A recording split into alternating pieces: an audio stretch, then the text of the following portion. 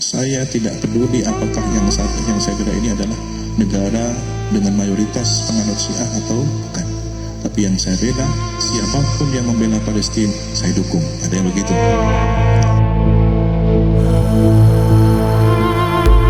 Bagaimana sikap kita seharusnya? Ini mungkin banyak terbersit di dalam benak kita. Engkau abela Iran, tapi Iran tak pada dengan engkau akidah. Ini perlu kita pahami bersama.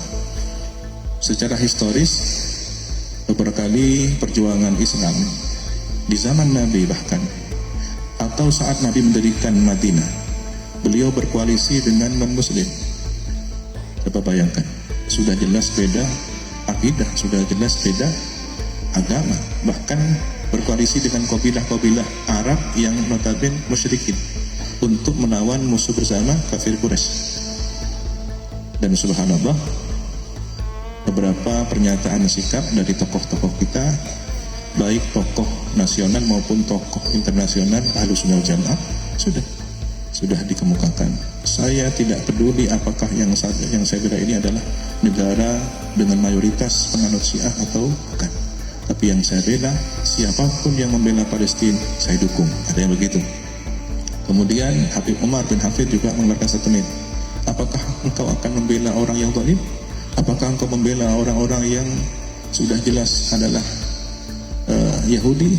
Apa engkau masih akan membela orang-orang yang disebut sebagai penjajah? Tentu tidak.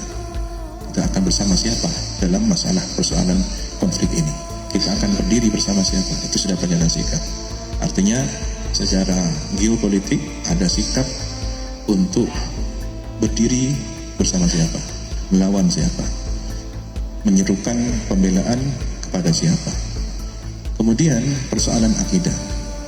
Di tahun 2004 atau 2005 ada Hiwar Dauli, konferensi dialog nasional di Arab Saudi, diselenggarakan oleh pemerintah. Hadir di situ sebagai tuan rumahnya, penyelenggaranya adalah raja sendiri, Raja Abdullah. Waktu itu masih kerajaannya adalah Abdullah bin Abdul Aziz, sebelum diganti oleh yang sekarang. Tokoh-tokoh yang hadir perwakilan dari berbagai mazhab. Ada kelompok Wahabi sebagai kelompok mayoritas, ada kelompok Syiah minoritas. Di Arab Saudi itu ada Syiahnya. Kemudian ada liberal, ada kelompok agama-agama seperti Nasrani di daerah Arab Saudi Utara. Yang Nasrani ini sejak zaman dulu kala, sejak zaman Nabi Muhammad. Kemudian ada Ahlussunnah wal Jamaah yang Sufi. Nah, disinilah perwakilannya guru kita As-Sayyid Muhammad bin Ali Maliki. Beliau beberapa hari mengikuti konferensi itu dan adu argumentasi. Salah satu kitab yang kemudian dijadikan pemikiran di situ adalah kitab tentang bahayanya mudah mengkafirkan orang lain, At-Tahdir bil Mujazafah, Al-Mujazafah bil Takfir. Bahayanya mudah menghakimi orang lain kafir. Beliau juga punya kitab Al-Ghulu. Kitab Ghulu ini adalah sebenarnya berangkat dari makalah yang beliau sampaikan di konferensi itu untuk melawan pemikiran kelompok-kelompok keras. Apa yang unik di situ? Nah, ini mahallus syahidnya yang ada hubungannya dengan situasi sekarang. Abu Sayyid Muhammad Al-Maliki mengundang seluruh tokoh-tokoh yang sama dengan beliau melawan kelompok garis keras. Syiah diundang, liberal diundang, dijamu, diberi makan di rumah beliau. Ada santri beliau, santri senior, ngara tak nuk ke atani ajunan mak ngundang Syiah. Ini kan Syiah bentau engkau Ahlussunnah wal Jamaah Sufi, tak cocok ben Syiah, tak cocok ben liberal. Ada yang mau pasti kamu suka pikir engkau ketibian Wahabi, Syiah, liberal. Mun pas kapi ejane, kapi kamu so dalam forum dialog ini kan engkau ketibian. Nah, sekarang siapa musuh bersamanya? Syiah didolimi oleh Wahabi, liberal juga didolimi oleh Wahabi, karena ini adalah yang didukung oleh pemerintah, oleh penguasa, oleh rezim. Nah, Sufi juga didolimi oleh Wahabi. Ini yang sama-sama mazlum harus bersama ini. untuk melawan musuh bersama gitu.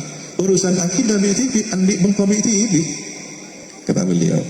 Jadi saya menjamu mereka, mengundang mereka dalam rangka hal ini. Subhanallah, ternyata itu menjadi sikap yang dapat diteladani.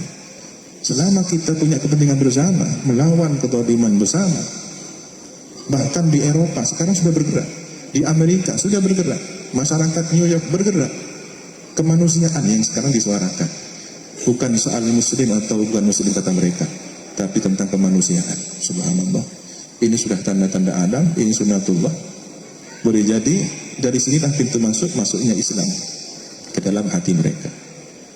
Nah, maka sikap kita sudah seharusnya dalam hal geopolitik di Timur Tengah itu sudah jelas. Tetapi batas-batas di dalam akidah kita ini yang harus kita pahamkan. Kalau kita lihat di media sosial, mulai muncul orang kagum kepada Ali Khamenei. Inilah ulama yang menjadi panutan. Inilah ulama yang sebenarnya pas itu peningatan tokoh-tokoh nasional kita, ormas kita, inilah seharusnya kita nggak tahu siapa Ithna Asyariyah, siapa Rafidhah, siapa yang mengkafirkan para sahabat, siapa. Ini belum terungkap masih, belum terungkap.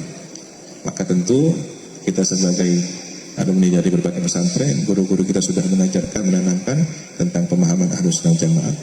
Hati-hati, ada sikap bersama, ada sikap mendukung, tapi ada yang perlu kita bentengi secara internal. Yang awam, keluarga kita, orang-orang yang ada dalam link jejaring kita, sahabat kita, teman media sosial kita, perlu kita beri penjelasan, perlu kita dampingi, perlu kita bentengi akidahnya.